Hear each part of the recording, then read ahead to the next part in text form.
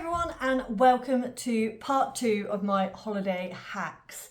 So last time we talked about hydration and movement and getting those steps in early, but today we're going to talk about 2 more things: bloating, and then also having the permission to enjoy yourself and what holidays are actually for. So firstly, bloating. If you ever go on holiday and you come back and you feel extremely bloated, or even when you're on holiday and you get in that, I just feel really sluggish and just really bloated, please know first of all that is completely normal. It happens to a lot of people, and there are a couple of reasons why that happens, and things you can think about doing to just try and reduce that. So firstly, as we mentioned in the previous episode, water. It might sound counterintuitive, but water really helps flush out inflammation and us to lose that bloating feeling. So we really want to be conscious of how much water we're drinking on holiday to help reduce that bloat. The other thing, and I don't know how many of you have heard of FODMAP foods. It's a very common term with IBS and other digestive sort of like issues. But essentially, these are foods that ferment in our stomachs. And for a lot of us, it can be quite hard to digest those foods.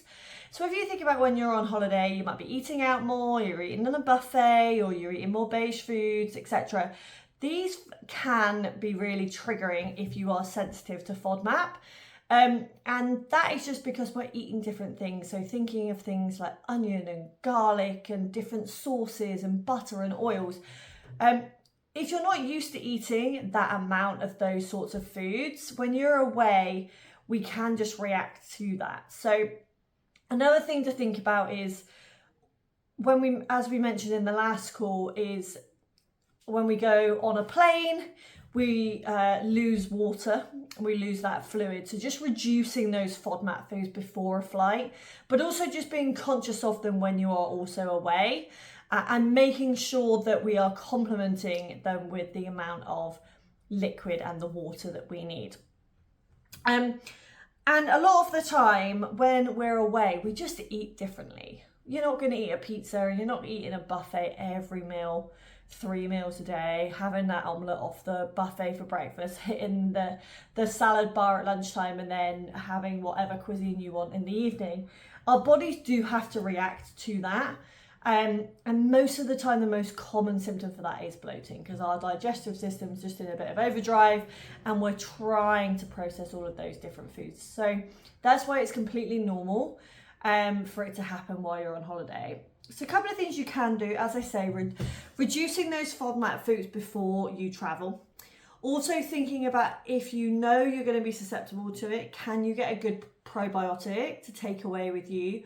Or simply lemon and hot water on an empty stomach in the morning can be really good for just trying to kickstart your digestive system. So that's just a couple of things you can think about. But when it comes to bloating, it's normal. We have to just find ways of working with our bodies to make sure that we don't feel so terrible when it happens. But knowing that we're just eating different foods, if we can kind of accept that, then it kind of helps us overcome one of the bloating barriers.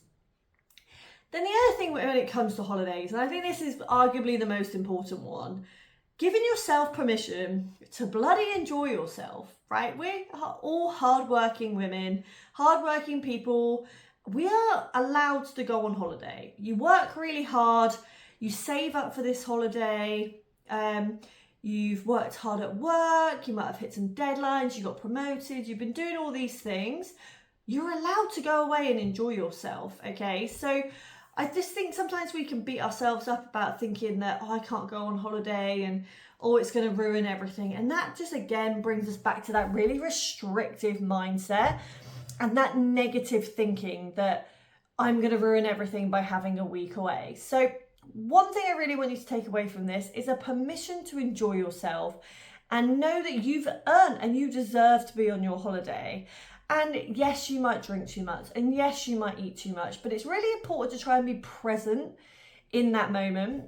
As when we are more stressed and restrictive in what we're eating, I don't know if you've ever felt this, that you don't really properly taste what it is that you're eating. Whereas if we're in a much more relaxed state and we are in a really nice setting, we've got good company, we are just so much more present in that moment that we can actually fully taste what the food tastes like.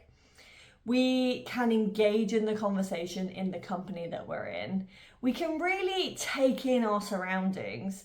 When we're a little bit pent up and a bit worried, we kind of can really forget about all of that. So when we're on holiday, we want to be present. We want to be in that relaxed state. It also helps our digestive system if we are more relaxed, which again can help with the bloating. So all these things interlink, and it all comes down to giving yourself permission to enjoy yourself. Holidays are there to be enjoyed. You don't work hard and save up for a holiday to be restricting over, I can't eat that ice cream and I can't eat that pizza. So take this as a moment to give yourself that acceptance, give yourself the permission to go and enjoy your holiday. I'm going to leave it there for today. So I think it's really important to leave it on a positive note that you deserve your holiday, and ultimately your progress and your program and everything will still be there when you get back.